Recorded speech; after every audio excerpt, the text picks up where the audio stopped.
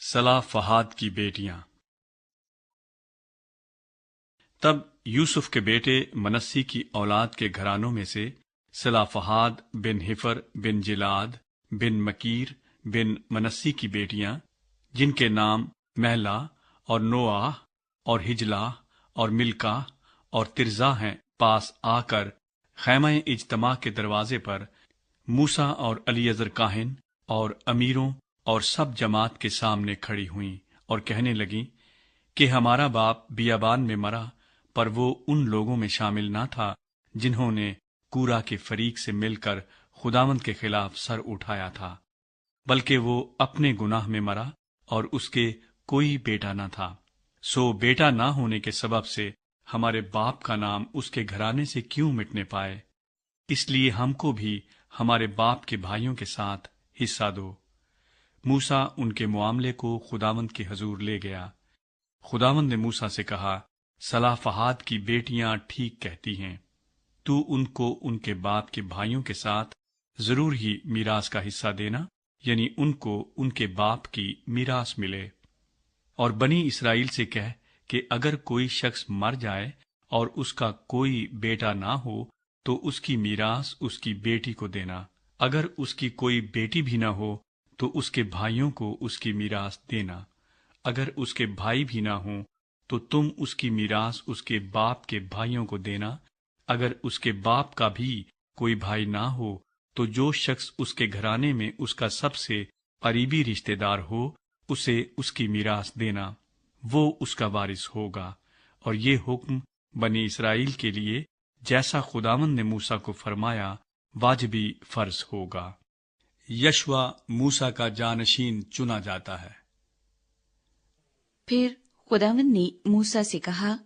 تو اباریم کے اس پہاڑ پر چڑھ کر اس ملک کو جو میں نے بنی اسرائیل کو عنایت کیا ہے دیکھ لے، اور جب تو اسے دیکھ لے گا تو تو بھی اپنے لوگوں میں اپنے بھائی ہارون کی طرح جا ملے گا، کیونکہ دشت سین میں جب جماعت نے مجھ سے جھگڑا کیا تو برعکس اس کے کہ وہاں پانی کے چشمے پر تم دونوں ان کی آنکھوں کے سامنے میری تفتیش کرتے، تم نے میرے حکم سے سرکشی کی۔ یہ وہی مریبہ کا چشمہ ہے جو دشت سین کے قادس میں ہے۔ موسیٰ نے خداوند سے کہا کہ خداوند سارے بشر کی روحوں کا خدا کسی آدمی کو اس جماعت پر مقرر کرے جس کی آمد و رفت ان کے روبرو ہو، اور وہ ان کو باہر لے جانے اور اندر لے آنے میں ان کا راہبر ہو، تاکہ خداوند کی جماعت ان بھیڑوں کی مانند نہ رہے جن کا کوئی چرواہا نہیں۔ خداوند نے موسیٰ سے کہا، تو نون کے بیٹے یشوع کو لے کر اس پر اپنا ہاتھ رکھ، کیونکہ اس شخص میں روح ہے، اور اسے الیعزر کاہن اور ساری جماعت کے آگے کھڑا کر کے ان کی آنکھوں کے سامنے اسے وصیت کر، اور اپنے روب داب سے اسے بہرور کر دے، تاکہ بنی اسرائیل کی ساری جماعت اس کی فرمانبرداری کرے۔ وہ الیعزر کاہن کے آگے کھڑا ہوا کرے جو اس کی جانب سے خداوند کے حضور اوریم کا حکم دریافت کیا کرے گا، اسی کے کہنے سے وہ اور بنی اسرائیل کی ساری جماعت کے لوگ نکلا کریں،